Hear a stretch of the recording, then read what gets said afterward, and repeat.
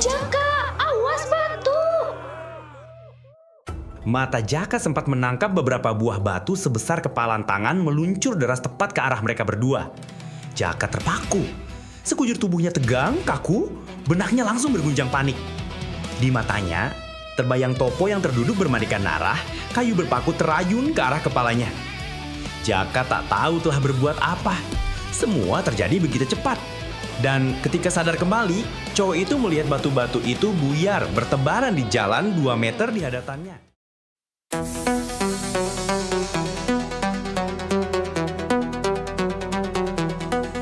Ada 5 anak SMA, warisi silat Nusantara, kesaktian pada zamannya, membasmi si murka angkara. Tiada yang tahu siapa, mereka harus mencarinya. Siapa pewaris ilmunya, pendekar sejati dikdaya. G5 Garuda 5 perkasa, satukan ilmu, satukan rasa, buang egomu demi semua, untuk ciptakan jurus utama. Go, go, go, G5 go, kembangkan jurusmu, ilmu silat sakti, warisan sejati. Basmilah angkara, jadikanlah damai di bumiku ini.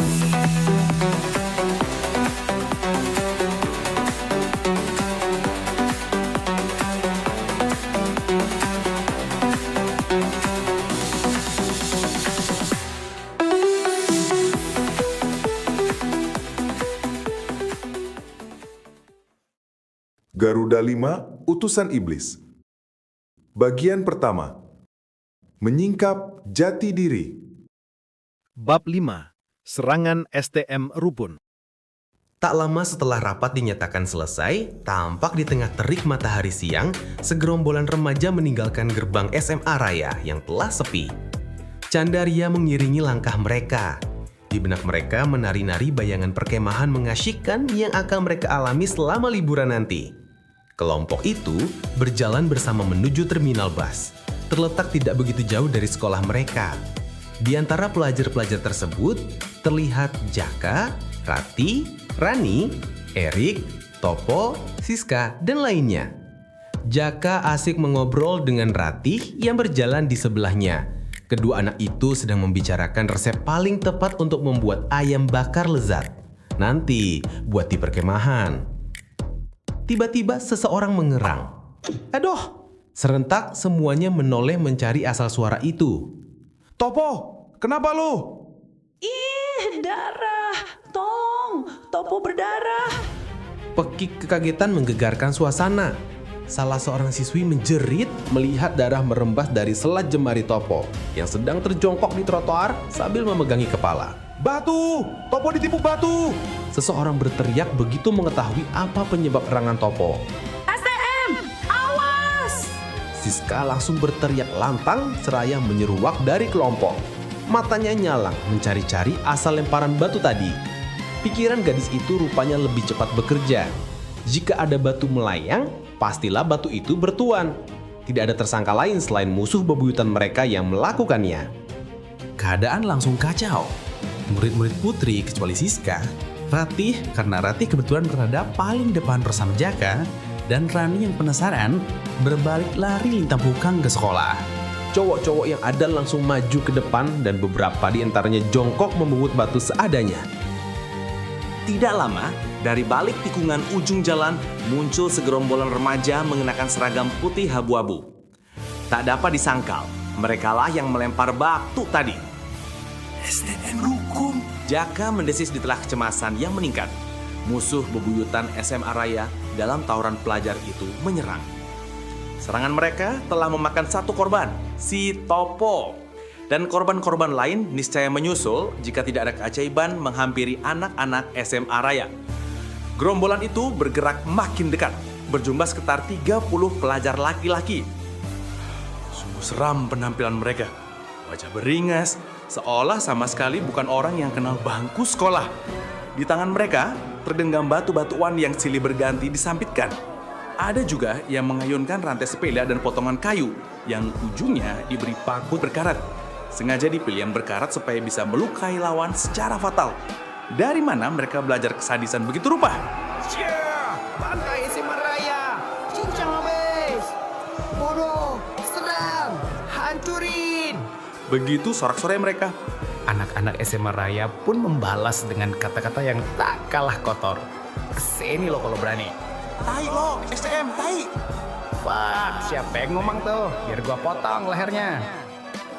Jaka masih terperanjat menyaksikan kejadian itu. Topo duduk di tepi jalan, bajunya merah oleh darah yang menetes dari kepala. Batu-batu saling melayang. Sekilas, Jaka melihat Siska maju ke depan memimpin teman-temannya menyongsong lawan. Dalam hal beginian, anak-anak Brimops selalu saja berada paling depan. Tetapi Siska memang menakjubkan. Tanpa peduli bahwa saat itu ia mengenakan rok abu-abu, gadis bertubuh langsing tetapi keras itu tegak tertolak pinggang di tengah-tengah jalan. Menantang lawan. Ia bisa jadi sasaran empuk, tetapi dirinya tak gentar sedikit pun. Tapi Astaga, Jak, itu Rani. tunjuk Rati panik. Ada satu orang lagi berrok abu-abu berlari menyongsong lawan di garis terdepan. Rani, dia bukannya kembali ke sekolah, malah ikut-ikutan maju sambil mengayun-ayunkan sepotong kayu. Entah didapat dari mana. Mau ngapain sih Rani? Sinting dia. Aduh, Jak, gimana dong? Anak STM itu kan badannya gede-gede. Gila Rani. Hei, Rani, kembali. Seru Jaka. Dia tahu betul Rani bisa nekat tanpa memikirkan keselamatan dirinya. Awas, Jak, hati-hati. Gila dia bisa celaka nanti. Habis bagaimana? Ada Trani kalau sedang kalap kan begitu. Tuh anak kayak kerbau buta aja. Dari dulu kita juga tahu Rani mana bisa berkelahi beneran. Biar ku tarik pulang. Putus Jaka sambil berusaha melepaskan pegangan Rati hendak menyusul Rani. Tetapi tiba-tiba gadis di sisinya itu menjerit. Jaka, awas batu. Mata Jaka sempat menangkap beberapa buah batu sebesar kepalan tangan meluncur deras tepat ke arah mereka berdua. Jaka terpaku. Sekujur tubuhnya tegang, kaku, benaknya langsung bergunjang panik. Di matanya, terbayang Topo yang terduduk bermandikan darah, kayu berpaku terayun ke arah kepalanya. Jaka tak tahu telah berbuat apa. Semua terjadi begitu cepat. Dan ketika sadar kembali, cowok itu melihat batu-batu itu buyar bertebaran di jalan 2 meter di hadapannya, berserakan sampai dekat kakinya. Jaka tertegun. Batu-batu itu pecah. Apa yang telah ia perbuat? Yang ia ingat cuma mengempaskan telapak tangan terbuka secara refleks ke arah batu-batu yang menghujani mereka berdua. Cuma sekilas, secara tak sadar, Jaka menggerakkan tangan. Dan hasilnya, batu stop melayang, bagai ditahan tapi tak tampak, dan sedetik kemudian meledak dengan sendirinya. Batu-batu sekeras itu pecah berantakan. Bahkan, Jaka sendiri heran mengapa ia tidak tertegun berlama-lama. Pikirannya kacau ketika merasakan dirinya sendiri secara tiba-tiba melepaskan diri dari pegangan Rati, lalu merompat maju sejauh jarak yang mencengangkan, dan disambung langsung dengan berguling satu kali di aspal yang keras itu. Cepat, gesit, aneh. Semuanya seperti berlangsung otomatis, ia sudah berada di belakang Rani yang masih mengayunkan kayunya. Si kecil yang kepalanya sepanas pitbull gak punya otak itu berada paling depan dari barisan anak-anak SMA Raya yang sedang menyambut serangan dari anak-anak STM Rukun. Jarak mereka dengan barisan lawan kurang dari 5 meter. Jaka tak sempat melihat pandangan keheranan dari mata Siska dan teman-temannya. Yang ia sadari, tetapi tidak ia mengerti. Tubuhnya bergerak memutar dan menempatkan diri persis di depan Rani dan menghalangi gadis itu maju. Rani memekik marah sebelum gadis itu terperanjat sendiri menyaksikan sebuah balok berpaku membelahangi menuju sisi kiri kepala Jaka, sedangkan ruang kanan cowok itu tersekat oleh ayunan rantai sepeda. Mereka sudah menyerang Jaka. Dan kalau ditanya nanti mau jadi apa bro, satu, 1000 lawan 1000. Satu lawan 1000.